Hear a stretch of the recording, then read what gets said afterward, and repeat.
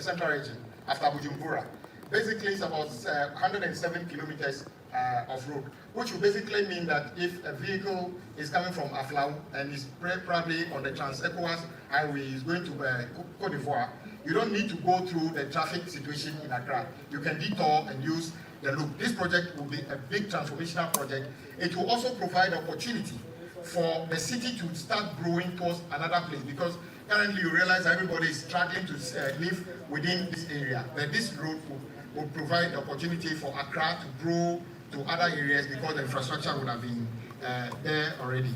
And so we call it the Accra Orbital Motorway, which is a key part of what President Mahama is promising. And then the Kumasi Orbital project as well is also talked about, the Takrady Orbital, the Tamale Orbital, and other ones. My brothers and sisters, the other projects that we could talk about under the big push are a lot of projects. Many of them are in the manifesto. I'm talking about this more because I said that the aim of President Mahama is to provide transformational infrastructure project. So he doesn't believe that asphaltic overlay over an existing road is a big talk to warrant why he wants to be president. It should be something that brings a new thinking, a new value to the people of this country. So many of them I can hand over to the media. In conclusion, my brothers and sisters, the NDC's record on infrastructure is unmatched, as I've already said. As we speak, there's a growing concern about the cost and value of infrastructure projects delivered under this government. A classical example is this. The NDC reconstructed the Awoshi-Pokwasi Road, which is a 15-kilometer road with an additional work on other roads amounting to 15 kilometers for around $120 million. The 15 kilometers is 8 lanes. So this idea that the Accra Motorway project is unseen before is neither here nor there. In any case, 4 of the lanes of the 10 lanes you want to build already exist, which is the 2 lanes going to Tema and 2 lanes coming to Accra. And as I maintain, the Accra Motorway remains one of the best roads in our country. I agree that portions are damaged, but the good thing is that those portions that are damaged are in concrete in expansion joints. You can actually remove those portions and replace them. And then you can build 2 slip roads by the side to increase the capacity of that road. The question is, even if you build Accra Motorway, 20 lanes on each direction, after you start and complete the motorway, where will you be going? You will still enter the traffic. So the solution is not to only increase the capacity on the motorway, the solution is to do deep thinking and to have the linkages that actually spread the traffic. That is why you see that when you are going to Tema today, you don't see any traffic at the Tema end of the motorway again. Because once again, President Mahama did the Tema end of the motorway interchange, of which NPP is continuing, and I'm sure when it is completed, it will also enhance that. So the question is, currently they said under the Multi-Angels project, the project was PP to be funded by Ghana Infrastructure Investment Fund. That fund is broke, doesn't have one city. And that project was $570 million for 19 kilometers. My brothers and sisters, the motorway itself is just 19 kilometers. It's an extension that will make it 27 kilometers. So how on earth is NDC able to do about 23 kilometers for $120 million? And we are now being told that 27 kilometers will have to be 570, which they brought to Parliament. What we approved is about $338 million. But government is saying on the day of the so-called shortcutting that the project will be $660 million. Somebody is not telling us the truth. Somebody wants to take our money. In any case, if the project was 570 million under PPP, i.e., Multi-Angels was supposed to borrow money, pay interest. Now that Multi-Angels is out of the project, ask yourself, if government of Ghana is the one paying for the project, why is it still 570 million, now moving to 660 million? I call on the government to immediately tell the public why the same project under PPP is costing the same amount of money when Ghana government is the sole funder of the project now. Like Accra Motorway is not a PPP. It is a direct government contract. The contractor is only constructing. The contractor is not a developer funding the project. So once again, if we don't open our eyes the NPP will take $570 million and give us something that is worth $200 million. We've seen it before and we need to work on it. My brothers and sisters, in conclusion, the motorway itself is in a condition that needed to be improved. But I don't believe this is the best way to do it. I've already talked about our record on schools and education, our record on ports, our record on healthcare and everything. There's no record in this country under the 8 years of President Mahama and KWAME that can match President Mahama's record on infrastructure, 30 years in infrastructure at the time that you can get value for ourselves. That is why I said that the entire budget of President Mahama in 2016 was 50 billion. Today, as we speak, the indebtedness in the road sector alone is 100 billion Ghana cedis. The road sector alone, 100 billion. When in 2016, President Mahama under an IMF program was able to build the Tema Port, Ho Airport, Terminal 3 at Kotoka, start the phase 2 of Kumasi, Tamale Airport and others. How come under this government, with $700 million, a billion Ghana cedis or so, they are unable to show any completed project started and completed? To conclude, fellow citizens, a vote for President Mahama is a vote for transformational infrastructure with enhanced value for money. I insist on value for money because the fact that you have awarded 100 billion cedis worth of project does not mean that we should be clapping for you, because the value of that could just be 1 billion. And I believe a vote for President Mahama would bring more infrastructure projects, create jobs, and enhance the 24-hour economy. And that is why I encourage everybody, vote for President Mahama and vote for all the parliamentary candidates of NDC around you to make sure that we get back to a stage where infrastructure means well for the people of this country. Thank you very much for the opportunity.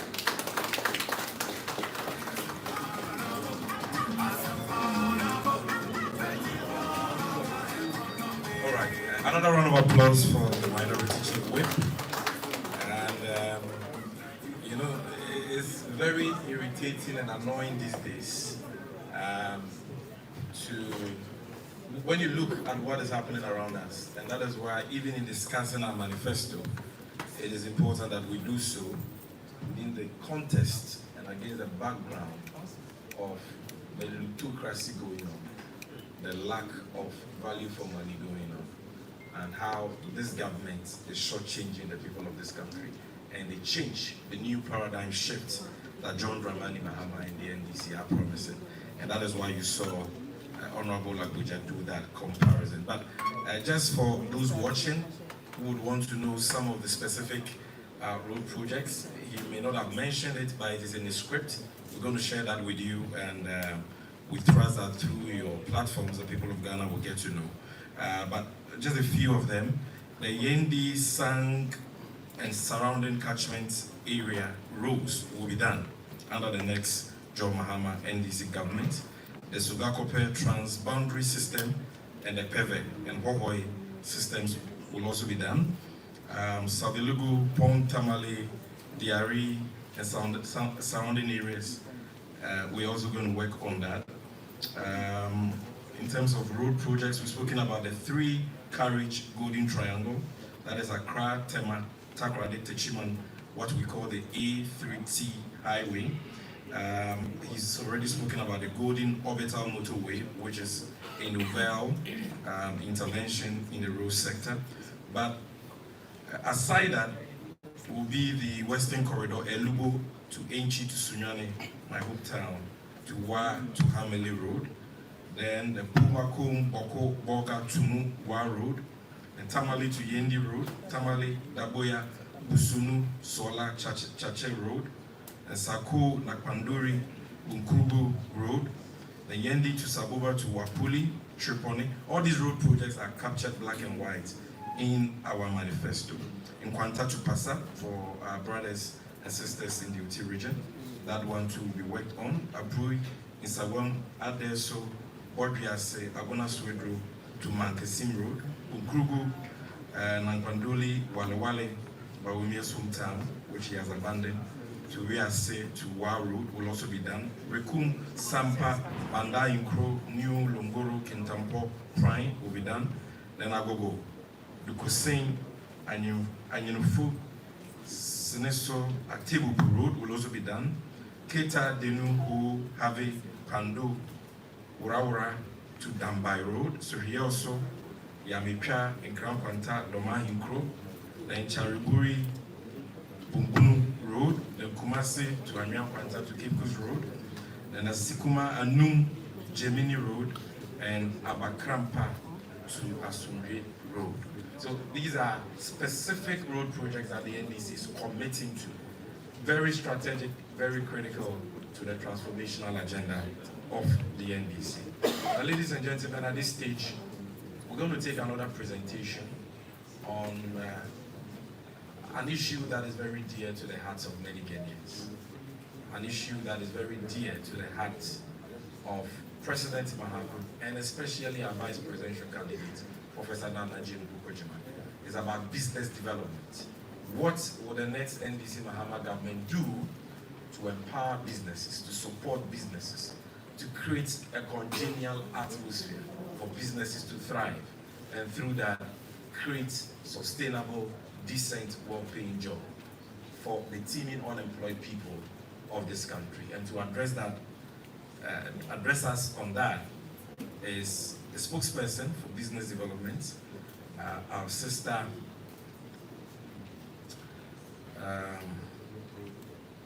HAJIA SAAJIDA SHIRAZ. A round of applause for her.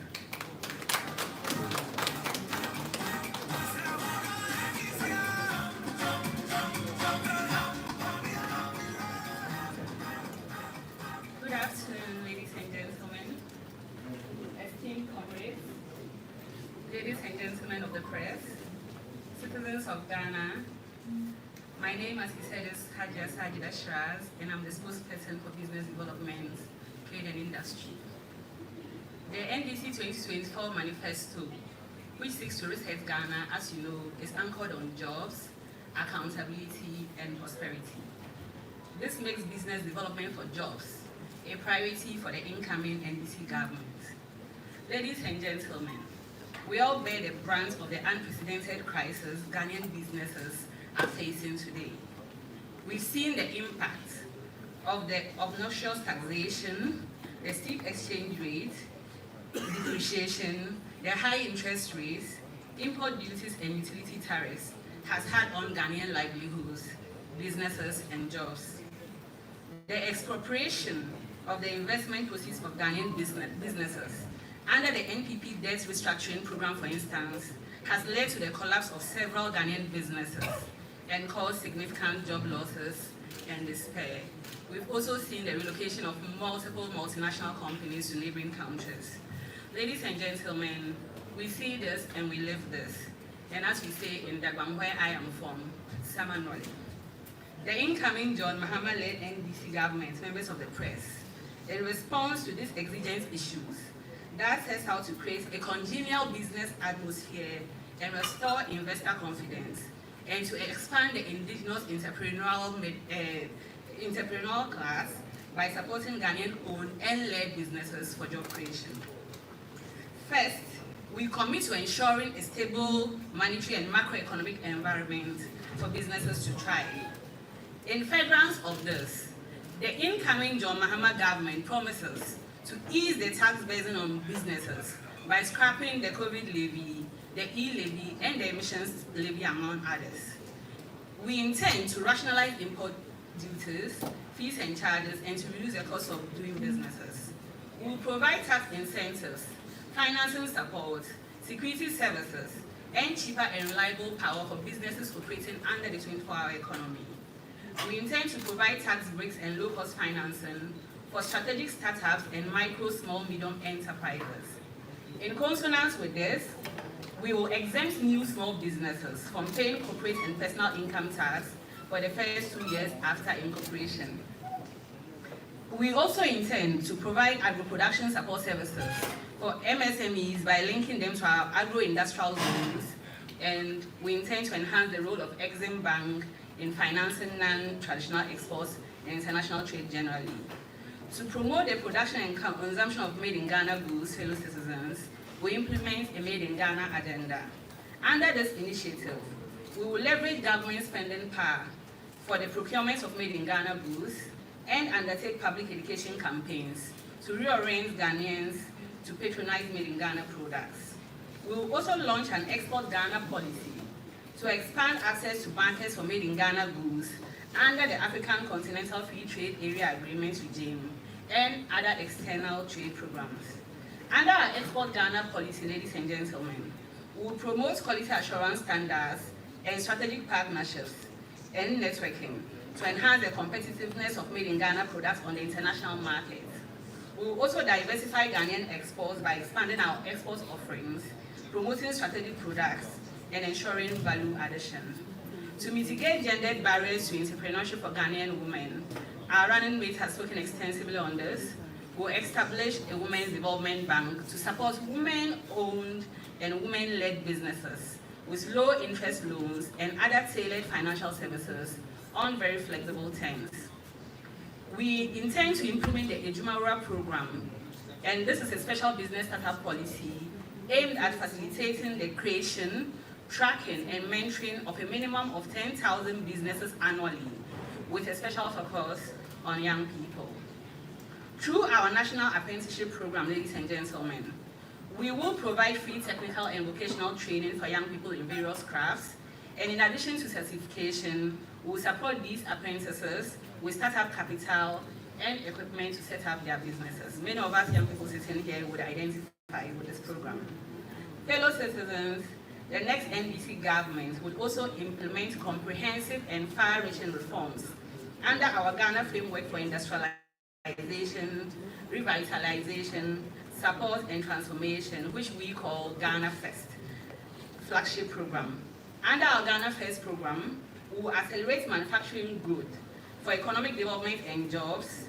We will empower trade to drive national prosperity. We will promote exports to expand global market reach, and we will structure and formalize the informal economy for sustainable economic development and to enhance the business environment for seamless operations. Friends, ladies and gentlemen of the media, in addition to all of these, we will review the Customs Amendment Act to scrap the law banning the importation of salvage vehicles to save the local automotive industries at Swami Magazine, Kokompe, Agbodzah, among others, from collapse. We will leverage green technologies for entrepreneurship by promoting the assembly and use of electric vehicles and clean energy for commercial and residential use. We will reduce bureaucracies, promote transparency, simplify administrative and regulatory processes, and uphold the rule of law to create a friendly investment climate. We will promote capacity building in entrepreneurship to enhance the management and profitability of businesses in Ghana, and we intend to revitalize business development centers in all districts in Ghana to support local business development and growth. Friends of the media, the next NDC government recognizes the significance of the private sector in job creation and will leverage private sector expertise and investments to, and please, for those listening, these are investment opportunities for you to pay attention to. We will leverage private sector expertise and investments to, one, promote technology-based businesses such as app development, e-commerce platforms, fintech, and other digital services. We will establish strategic organic waste processing plants for energy and fertilizer production in partnership with the private sector.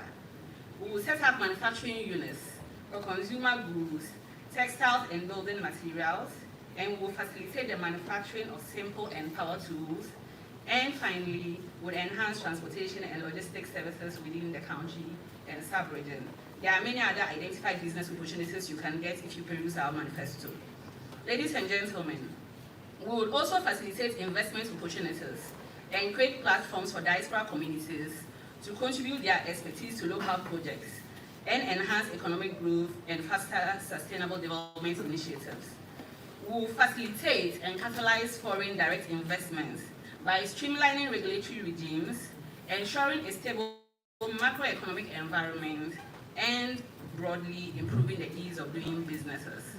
The policies presented to you, ladies and gentlemen, are by no means exhaustive, and I would entreat all of us to engage with the full 2024 Manifesto on Resetting Ghana, to read how the incoming NDC government proposes to improve the business ecosystem. Permit me, however, to summarize and re-echo what President John Dramani Mahama makes as commitment to the Ghanaian people under the business development sector. President John Mahama promises that under his government, businesses will thrive. He guarantees that every Ghanaian, regardless of age, ethnicity, religion, or how they vote, and this is important, will have a fair access to public support services.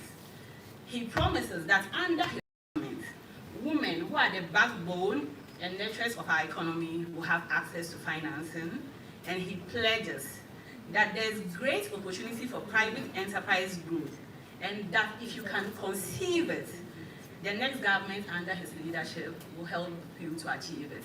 Salaam alaikum. Wow. She said that President Mahama promises that under his leadership, businesses will thrive.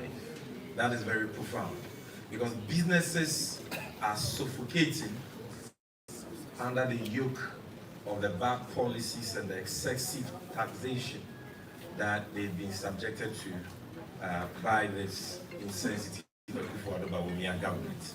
And so President Mahama is promising something totally different. And that is what our sister just took us through. And for me, what got my attention, which is worth highlighting over and over again, are the crippling, draconian taxes that John Mahama is coming to abolish. COVID levy, there hasn't been much talk about that, but we need to amplify it. Ghana is the only country in the world today charging its citizens COVID-19 levy, almost 2 years after COVID has subsided. And President Mahama is saying that that is unacceptable. He's coming to scrap it. The e-levy to be scrapped, and forget about the fact that someone too is promising to scrap it. If President Mahama had the power to scrap it today, he wouldn't defer it because he needs a manifesto, or because he will not have anything to do tomorrow if he scraps it. If President Mahama had the power, he would have scrapped it today. That is something that is worth noting. So, emissions levy, e-levy, COVID levy, betting levy, and more importantly, the reform she spoke about, of the VAT, very important. We want to exempt micro and small businesses from paying VAT. We want to abolish the 3% VAT flat rate and introduce a standard uniform VAT, administration system. And the sweetener is the 2-year tax holiday for new, micro, and small businesses, because we want them to have a certain respite, sound peace of mind, if I can put it that way, to establish themselves properly before they begin to pay corporate taxes and personal income taxes. And these are policies that we believe will create the necessary congenial atmosphere for businesses to thrive. Because let's face it, Nivea is gone, Lipton Tea is gone, Big Pen is gone, Glovo is gone, Jumia Foods gone.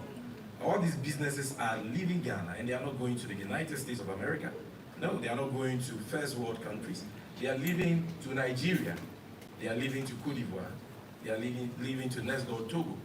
That should tell you that Ghana has lost its place of pride as a preferred destination for FDI and business investments. And that is what John Mahama and the NDC are promising to bring back. And finally, to emphasize that the Women's Development Bank is something that we will need you, the media, to trumpet. First of its kind, a clear game changer that is going to ensure that Ghanaian women are able to rise again. And for me, the catch there is that all the workers will be women. It's important that we stress that. And Shamima is very particular about that. The gender people are very particular about that. The bank managers will be women. The tellers, the staff, the board members, in fact, the drivers and security personnel will all be women. Because we believe in the capacity of the woman, the Ghanaian woman, to manage, their own affairs. So, with these few words, We thank our sister SAAJIDA for that beautiful presentation of business development. We are now moving to the last subject for today.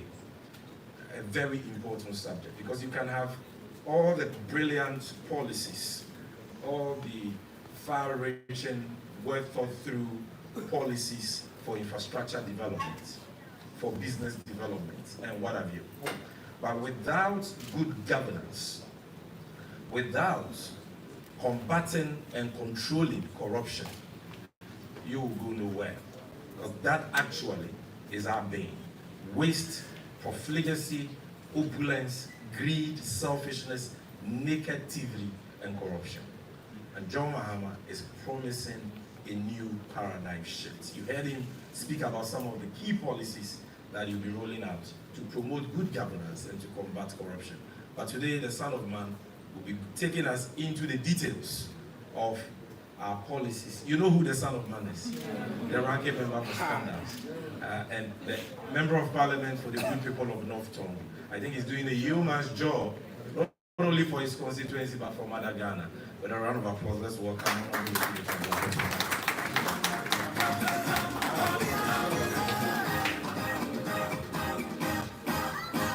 Thank you very much, Comrade Sami Jemfi, and let me commend the previous speakers who have very diligently and inspiringly dealt with the manifesto and how beautiful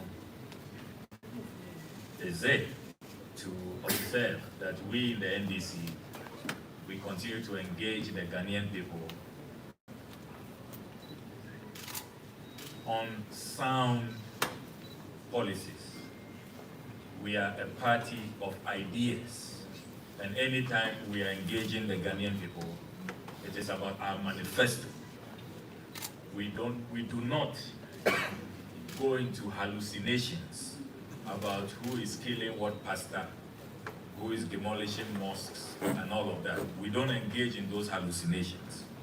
We speak to ideas, we speak to our manifesto, and we speak to the forward march of our country. As has been indicated, we are very deliberate in our manifesto about promoting good governance and combating corruption. All of what has been discussed, if we do not have a leader who will anchor every other sector, every other policy proposition on good governance, we cannot achieve our objectives. Without good governance, corruption will reign supreme, nepotism will be the order of the day, cronyism will run amok, and opportunities that must come to all Ghanaians will be denied the people of this country. Only a few will benefit. And that is why we in the NDC are talking about resetting Ghana. Our manifesto is anchored on resetting Ghana. Those who are talking about an upgrade, what upgrade simply means is that we want to come and worsen the current debilitating conditions. We want to come and worsen your plight. How can you upgrade corruption? How can you upgrade state capture? How can you upgrade cronyism? How can you upgrade nepotism? How can you upgrade hardships? How can you upgrade economic crisis? What this country needs is a total U-turn, a total overhaul, a total reset. That is why throughout the nook and crannies of our country, the NDC manifesto has been so embraced, so welcome. I was observing recent polls that you in the media have been carrying out on which of the manifestos offers hope, which of the manifestos do the Ghanaian people believe will be transformative and response to the needs of the people. And I'm not surprised that all the polls overwhelmingly the NDC manifesto has emerged victorious as a manifesto that resonates with the people. So I'll run through our big ticket items on governance and combating corruption. Number one, key amongst them, constitutional reforms. If you read the NDC Resetting Ghana Manifesto, President Mahama is pledging major constitutional reforms. Fortunately for the NDC, Professor John Mills has done the heavy lifting. God bless his soul. May his soul rest in perfect peace. He set up the Constitution Review Commission. Over 700 pages of work conducted. President Mahama is saying that his mentor's work will not go waste. Remember that before we left office, he set up a Constitution Implementation Committee chaired by Professor E.V.O. Dankwa. Unfortunately, the Akufo-Addo government abandoned constitutional reform.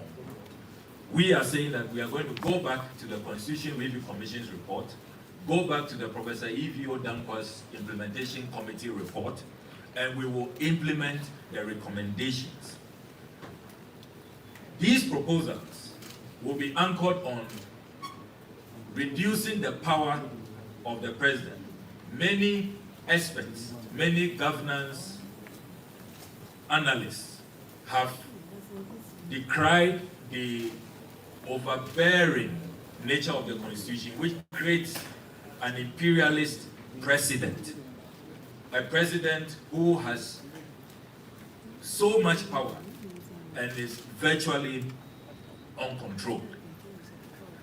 It is only in the NDC that you can find presidents who will say that even though the Constitution gives us so much power, we want to curtail those powers. So Professor Mills set up the Constitution Review Commission.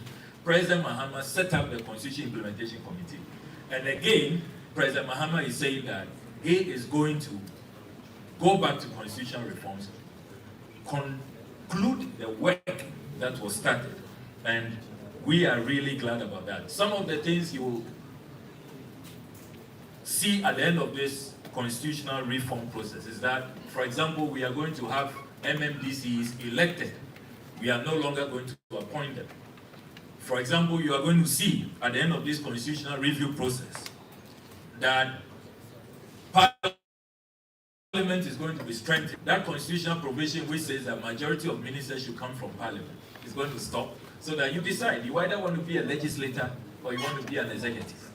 The president is also then going to have a free hand to appoint ministers from everywhere. Best brains, best expertise to help him develop this country. He is not going to be restrained because of the constitutional provisions. Key amongst the constitutional review items that you can expect is that President Mahama is saying that we are going to take a second look at Article 71 of our Constitution. So ex gratia will be abolished. He does not believe that we should continue with this practice of ex gratia to a few Article 71 office holders. And in the process, he is going to put together the Presidential Emoluments Committee, combine that with the Fair Wages and Salaries Commission. So we have one body. So we don't have two classes of workers in our country. Article 71 workers who are treated specially and differently, and then the rest of the Ghanaian workforce. So these are some of the key highlights that you are going to see at the end of the constitutional reforms that are going to take place under incoming President John Dramani Mahama, inshallah. When you also read the manifesto, President Mahama is promising a new paradigm of ethical and incorruptible leadership. He says that he is going to lead by example. So the fight against corruption is not going to be fighting the corruption of my predecessor. Everything that happens by my appointees, I am a clearing agent, so I don't see it. President Mahama is saying that he will not be a clearing agent. He will expect the highest standard of ethical and incorruptible leadership. If you cannot meet that gold standard, then you have no business serving in his government. And I think that we have to applaud President Mahama for that. President Mahama is also saying that he is going to drastically reduce the size of government by appointing not more than 60 ministers. And you've heard him say this time without number. He's very passionate about it. In addition to that, if you read our manifesto, some people had 60 and then they ran to go implement, to go announce 50. When they are the people with the worst record under this fourth Republican dispensation, appointing over 100 ministers. But you see, they just stop at 50 ministers. We go beyond. The NDC manifesto is saying that we are going to streamline and realign the government. There is no reason why we should have a separate ministry for railway and transport, a separate ministry for sanitation and local government, separate ministry for tourism and chieftaincy. President Mahama is saying we are going to do major realignment, streamlining of all of these ministries. Then in addition to that, he doesn't stop there. The lean and efficient government that President Mahama is talking about. He's also saying that all of these amorphous presidential staffers who have mushroomed overnight, and we have been raising concerns in Parliament, they don't listen to us. As we speak, some of the portfolios of these presidential staffers, when you hear it, you collapse. Ghana is currently paying somebody who calls himself a diaspora church mobilization officer. Can you believe that? He's also a presidential staffer who is mobilizing the churches all over the world. And only Ghana must pay for it. He didn't go to the UN so that we all contribute, you know, so that all governments, all countries will contribute. Only Ghana is paying for a diaspora church mobilization officer.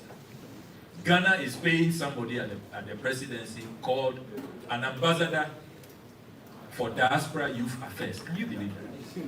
When we have a foreign minister, 2 deputies, we have 63 diplomatic missions across the globe. Yet we have to pay somebody at the presidency to mobilize the youth in the diaspora. President Mahama is saying that he's going to cut out all of this waste, all of these amorphous and nebulous and totally useless positions are going to be removed, and he's going to run the most efficient and lean government in the history of our country. The other thing that has excited a lot of Ghanaians under the governance thematic area of the manifesto is ORA, Operation Recover or Loot. President Mahama is saying that the next NDC government is going to ruthlessly and uncompromisingly pursue accountability by launching inquiries and forensic audits with the view of recovering all the loot. So we are serving a clear notice to all those looters who think that they are going to keep the loot. The Ghanaian people are saying that they are going to vote for the NDC so that we will recover all the loot. And I can quickly run through a few of the obvious targets. Those who are keeping our $2 million under the guise of coming to deliver a sky train, and you heard the chief will talk about it, and failed to deliver, they should very quickly, as soon as the election results are announced, if they don't want oral officials, Operation Recover All Loot officials, and I'm lobbying hard to be part of that team with Basikali, you know, as my deputy. We are lobbying very hard. If they don't want any trouble with the Ghanaian people, they should just prepare to refund our $2 million for that very dubious SkyTrain project. You are even struggling with your railways, land, you are nowhere. And then suddenly, you say you are moving into the skies. Just a scam. Then those shonky sheikhs who came here, that they are coming to give us Sputnik V vaccines. And the former health minister, Jimamenu, said COVID, he was so confused, he wasn't thinking straight. So he allowed those shonky sheikhs to deceive him. They should prepare. Our $2 million will have to be refunded. As to how a Russian-made vaccine, we could be roaming, the Akufo-Addo government could be roaming in Dubai for sheikhs to provide those vaccines, remains a mystery. Then Karisames, who is keeping at $6 million under that National Cathedral scam, he should also prepare to refund that money. Ejapa, $12 million. Walugu, $11.9 million. Motor Angels, $2.5 million. And all of those SML, the ambulance spare parts, the president's daughters and their business partners and all those people, they should just better, you know, and if they start negotiating now to refund the money, even before the election, it will really, really help them. We are passionate about Operation Recover All Loot. We mean every part of this, every single letter has meaning. Don't forget that it will also affect the land looters, those who have engaged in state capture, and I'll be coming to that. We are also pledging that we will launch a forensic audit and an inquiry into the National Cathedral scandal and seek broad consensus on what should happen to what is described now as the world's most expensive pit. We are talking about over 339 million Ghana cedis. That's just our tax monies alone. I have not added what they collected from churches, you know, unsuspecting Christians and others. You know, their US operations and all. Just our taxes, $58.1 million, over 339 million Ghana cedis. And all we see, if you read Bishop Dakewa Mills' resignation letter, he said his conscience will not allow him to continue to serve on the board. He has built greater churches for far less than $58.1 million. We have spent $58.1 million, and all he kept seeing is a pit, which I'm told is now described as the world's most expensive pit. There will be a full-scale inquiry. Then don't forget all the demolitions that occurred because of this National Cathedral. So there are so many aspects to this puzzle. That double identity pastor who's also keeping at 2.6 million cedis, supporting all of those parts of this hydra-headed scandal will have a special inquiry on that. I mean, when you deceive God, you deceive the clergy, and you deceive the Ghanaian people, you must face a special consequence for that. And you can expect that the next NDC government will do just that. The manifesto also pledges that there will be forensic audits into all the scandals that have occurred. And you know, it's a tall list. So you name them, whether it's the COVID-19 management scandal, SML, Ijapa, Masset, PDS, Skytrip, Walugu, appearance fees, the ambulance spare parts, the illegal sole source contract, all of them. It's been a government since Liadapa. It's been a government of one day, one scandal. We will go into all of them. On our campaign trail, we meet many people who tell us that we are voting for you just because of accountability. And that is why our manifesto is resetting Ghana for jobs, accountability, and prosperity. So accountability is key. The others are running away from accountability because they have been neck deep plunging us into this quagmire. We are going to demand accountability. Our manifesto also is proposing to ruthlessly end the menace of Galamsey, which poses an existential threat. As we speak, Ghana Water Limited have put out statements that at this rate, in the next few years, we'll have to import water. They say the Pra River is gone. The turbidity levels are at a level that does not even allow them to treat water.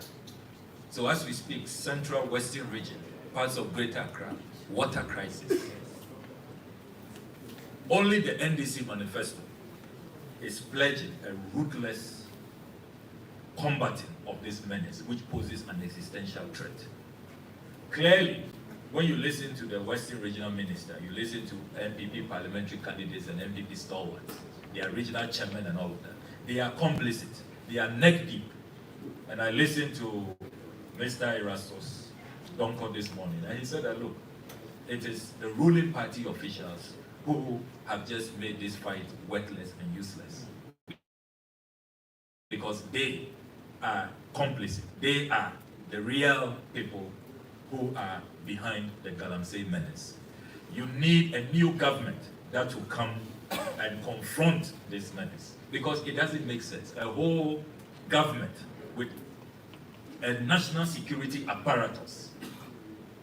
You have DISEX, MISEX, RECSEX, all the security councils, DCs, regional ministers, police commanders, NIB officials, national security operatives, and all of them are saying that they are helpless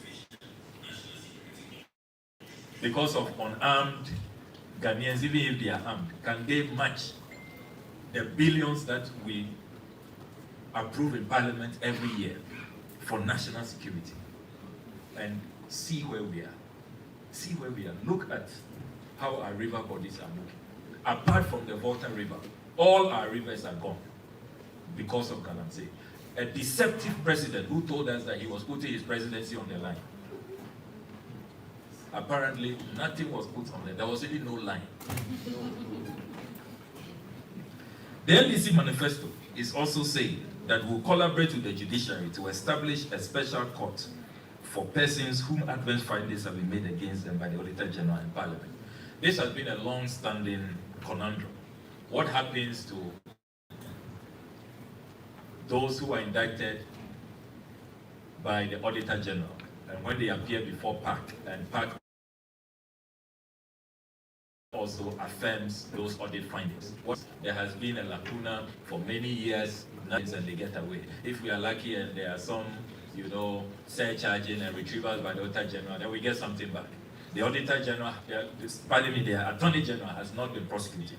We are saying that we are going to work with the judiciary to establish special courts just to deal with all of these people engaged in malfeasance, engaged in just financial diversions, blatant corruption, which is really bleeding this country. The next NDC government is also saying that we'll introduce legislation to usher in a new era of government scholarships. And I am particularly excited about this because as a former Deputy Minister for Education, working in the tertiary space, I saw how the scholarship regime was uncoordinated. So many scholarship points all over. The presidency has one, and the scholarship secretariat, you have the GMPC, you have Cocoa Board, you have Get Fund, and scattered all over the place. We are saying that for the first time in this country's history, we are going to have one legislation to coordinate scholarship, bring all of them in one pool, and align them to national development. Should we be sending people out to go and do some kind of courses? I don't want to offend anybody. How does that really align with our national development? Where should we be? What are our human resource gaps? In the next 5 years, the next 10 years, the next 15 years? What should we do? You go to our districts, they tell you critical shortage of various professionals, and yet our national scholarship regime does not align with those needs. But worst of all, ladies and gentlemen, the corruption which has engulfed this country has also taken over scholarships.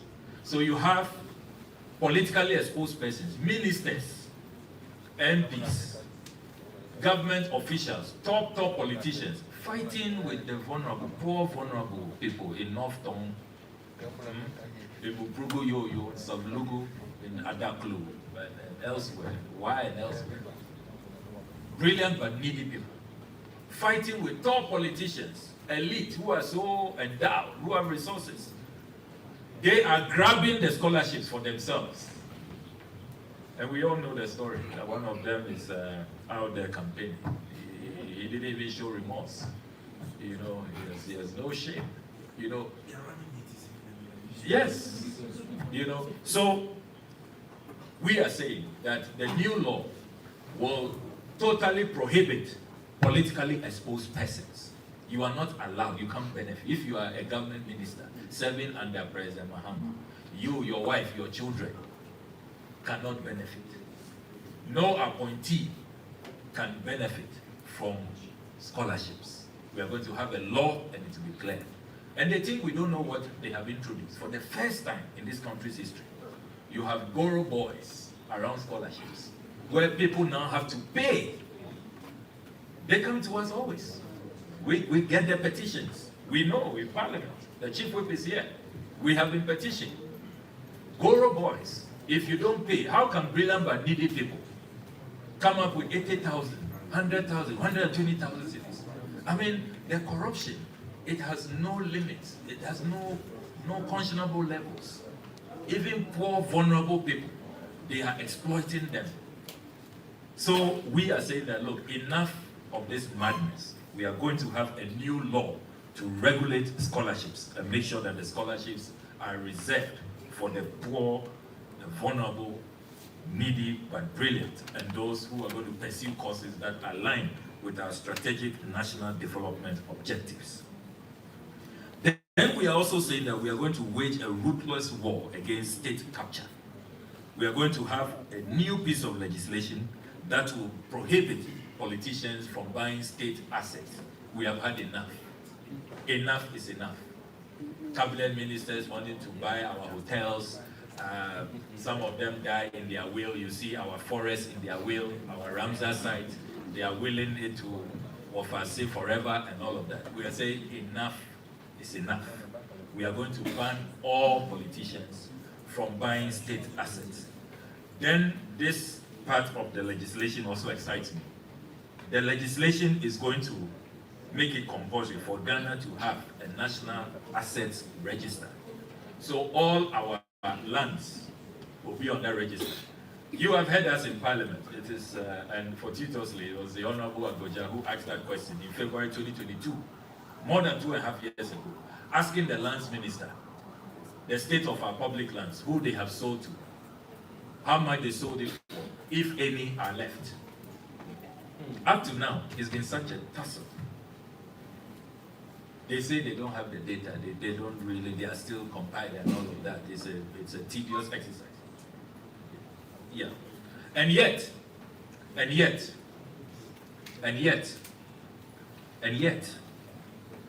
anytime they want to sell, they know where the lands are located to sell. They know where the bungalows are to demolish them and sell the land. We have been asking Works and Housing Minister, how many bungalows do we have in Ghana? They can tell us. Those of you who follow the proceedings of the Assurances Committee. So we are saying that enough of that. We are going to have a national asset register. Everything that belongs to Ghana belongs to the Ghanaian people, you and I. Whether hotels, forests, Ramsar sites, lands, cars, everything, it will be on that register. And then all of us can protect it. The reason why some of these politicians don't want to have this register, don't want to publish the list, is because they don't know, they don't want you to know what is a state asset, so that when they are selling them off cheaply, you will not be able to know. And for those of you who have followed our latest exposés, if you think that these policies are not important, just follow our latest exposés and see what we are losing. Did you follow the latest exposé on the cantonment's lands? The lands at La Wireless, AU Village. You saw how cheaply they sold them. Can you believe cantonment's land, they were selling a plot for just 183,000 Ghana cedis. Can you believe that? And if you see the top officials, I've published the list, nobody can challenge that list. Kate Jemfua, she bought hers 31st August 2022, the MPP Women's Organizer. Ibrahim Mohammed Awad, then Minister of Tourism, 30th November 2020. Governor of the Bank of Ghana, Dr. Ernest Yedu Addison, 31st August 2022. Elsie Adoawaji, Deputy Governor, 27th August 2020. Maxwell Opoku Afari, Deputy Governor, Bank of Ghana. He bought his from President Akufo-Addo, 31st August 2022. Joseph Wahi Edu, the CEO of Cocobot, bought his from the President, 30th October 2020. Dr. Janet Ampedu Fofie, Chairperson, Presidential Emoluments Committee, also bought hers from President Akufo-Addo on 29th June 2022. Kwabna Mante Jack Tenyaku, Board Member, Ghana Airport Company, President Akufo-Addo's appointee, bought his from President Akufo-Addo on 22nd October 2022. His Excellency Anselm Ransford Ajete Sowa, Ghana High Commissioner to Canada, also bought his from President Akufo-Addo on 14th October 2020. Anna Asari Odro, former MPP Women's Organizer, Holland Chapter, bought hers from President Akufo-Addo on 25th February 2021. Ken Oforiata's Enterprise Assurance. You know Ken Oforiata doesn't miss out. Enterprise Assurance. Enterprise Life Assurance. Ken Oforiata's Enterprise Life Assurance. 15 December 2023 is when he grabbed his from his cousin. This was a family affair. Then you have Georgina Wood on the list. 50 October 2020, you have the President's appointed board chairman at SIC at the time, 14th October 2020, Kwesi Abuaji Etuya. You know, this is what is going on. And if you see how much people are paying, 183,752 Ghana cedis, so less than $11,000. Meanwhile, on the market, the open market, they are telling me that it's between 700,000 million Ghana cedis for a plot. Dollars, pardon me, 700,000 to $1 million. So, if you look at the exchange rate, they are grabbing this for less than $11,000. This is pure dongomi, what they call dongomi. It's just a giveaway. And what makes matters worse, they don't advertise. Nobody hears about it. If I tell you how many MPP people have called me, top, that, so this thing, so are they still selling? How do they even sell? I mean, how come some of us, we are also in the government, we don't hear about it, you know, even some of their own members. So this is tight, you know, this is insider, is real kukufu. They won't pass you, you won't hear about it, you know. We are saying that enough is enough. We are going to prohibit and abolish all of these things. I'm going to run through quickly so that we can take your questions. For journalists, we are also heavy on your welfare. We are saying that we are going to repeal all anti-press freedom laws and reverse the current climate of fear, intimidation, harassment, and safety, as well as broadening the frontiers of media freedoms and development. So all of those anti-press freedom, that press freedom legislation they'll be using in the name of you have caused fear and panic and others, and then you are picked up by national security. Remember what your colleagues Caleb Kuda and others went through. Manasseh Azuri had to flee this country on 2 occasions, to South Africa and to Germany. We are saying that we are going to stop that. We'll revisit the Media Development Fund so that working with GJ, the NMC, you can get financial support to enhance your career. So we are not going to be bribing journalists so that they can't carry out their work fearlessly and advance the cause of democracy as operators in the 4th estate of the realms. We will transparently have a media development fund which will seek your welfare. We've done it before in our last government. We're going to do that again. Working with your leaders, your fraternity, will have a very transparent mechanism of assessing the fund.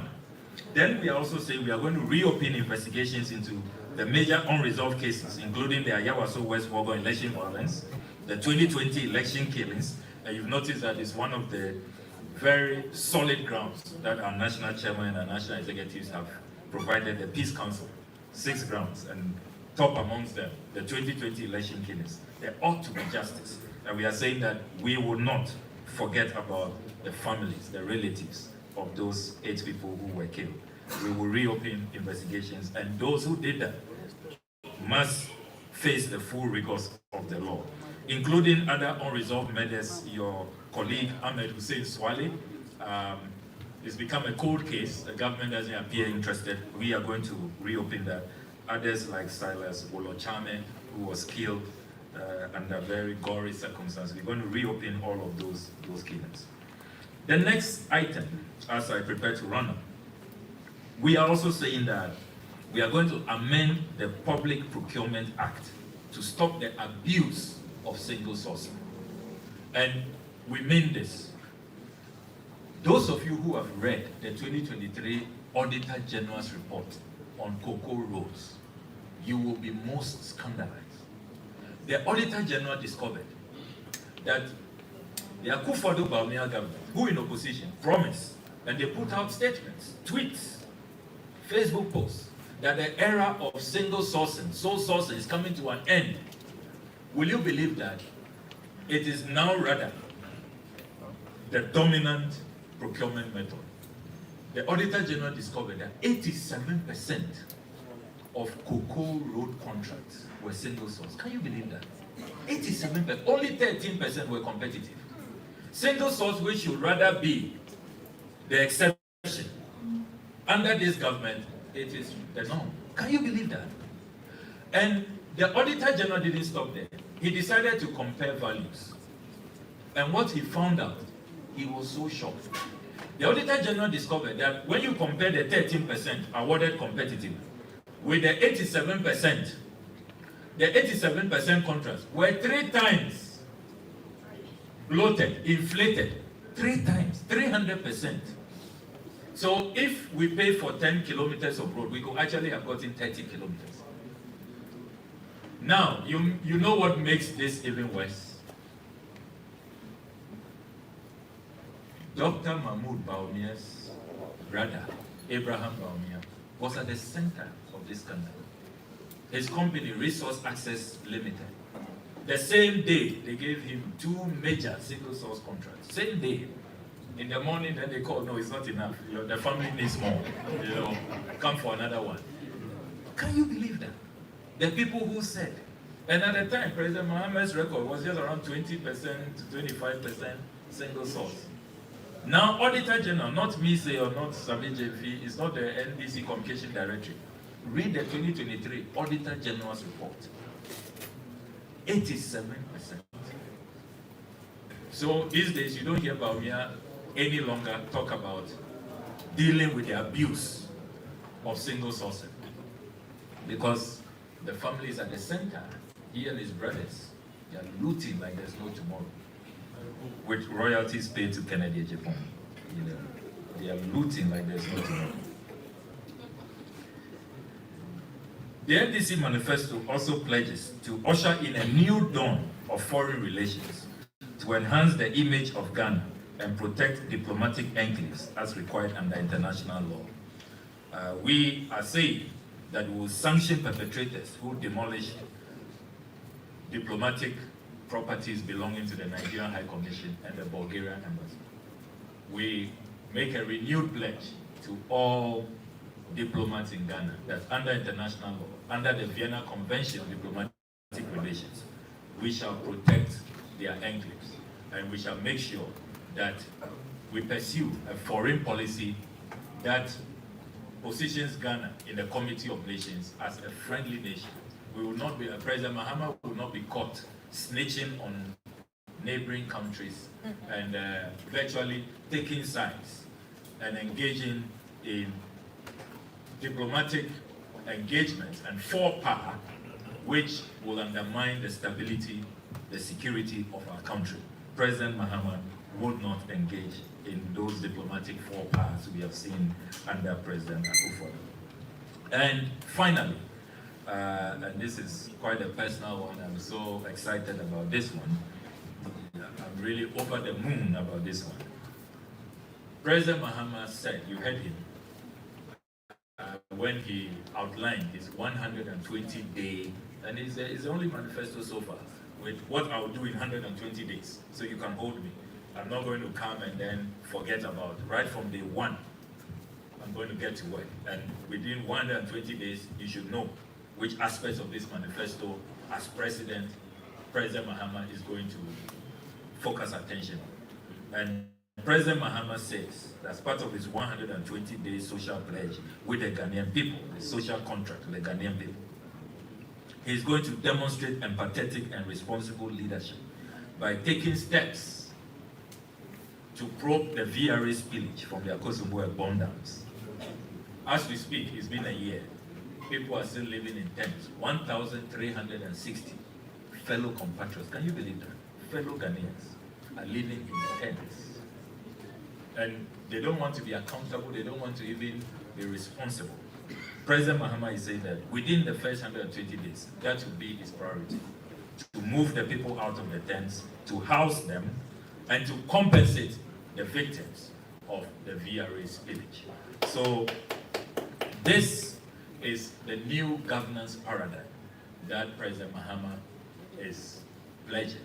And you can trust him that under President Mahama we will have ethical, we will have incorruptible, we will have empathetic, very, very considerate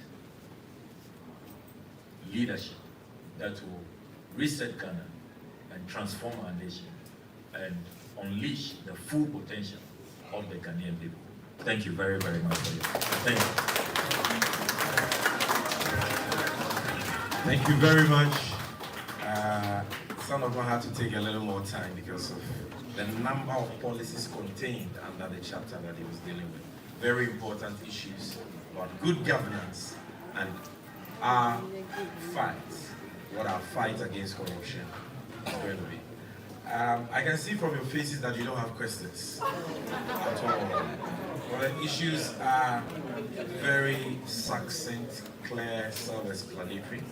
And these issues are about Ghana. Like my General Secretary indicated in Tamale when we're launching our campaign, the upcoming election is not a choice between the NDC and the NPP. No. 10 times no. It is rather a choice between the NPP and Ghana. That is what the election is about. We are engaged in a struggle, a collective, nationalistic, patriotic struggle to redeem and rescue the very soul of our nation and restore the dignity of our nation. And that is why the things our brother Okudzeto spoke about are important. We are not going to retrieve all these stolen funds for nothing. We are retrieving them for development purposes. We are a country with only 4 MRI machines. Can you imagine? The state hospitals in Ghana have only 4 MRI machines. These are the machines that you will have to go through for a scan when you are engaged in an accident. And any of us can be in that position. We have just 4. Only a few days ago, the elevator at the Kolebu surgery department was broken down. I had to take our ranking member for help to demand for it to be fixed. Either than that, we were possibly going to lose lives, like we lost 14 innocent Ghanaians when the renal center was shut down over government's 4 million Ghana cedis indebtedness. So these are important issues. Can you imagine what we can do with all these billions, which a really selfish people in the Kufuor and Bawumia's family and friends cabal have appropriated, what it can do, the good it can do for Mother Ghana. So this is not a time to sit on the fence. This is not a time to be neutral. You cannot be neutral between good and evil. Yes, as media practitioners, you are enjoined to be impartial, but impartiality and neutrality are totally different things. So join the struggle for change. We have just 95 days more, and we are optimistic of a resounding victory for John Dramani Mahama, His Excellency, and our parliamentary candidates across the length and breadth of Ghana. Thank you very much, and we'll see you next week to talk about gender and social protection, agriculture, and the creative arts chapters in our manifesto. We are committed to an issue-based campaign. We don't engage in a campaign of insults at all, because we have a lot of policy to share with the Ghanaian people, and that is what we'll be doing throughout this month of September. So thank you. We'll be with you shortly before you leave. Thank you very much.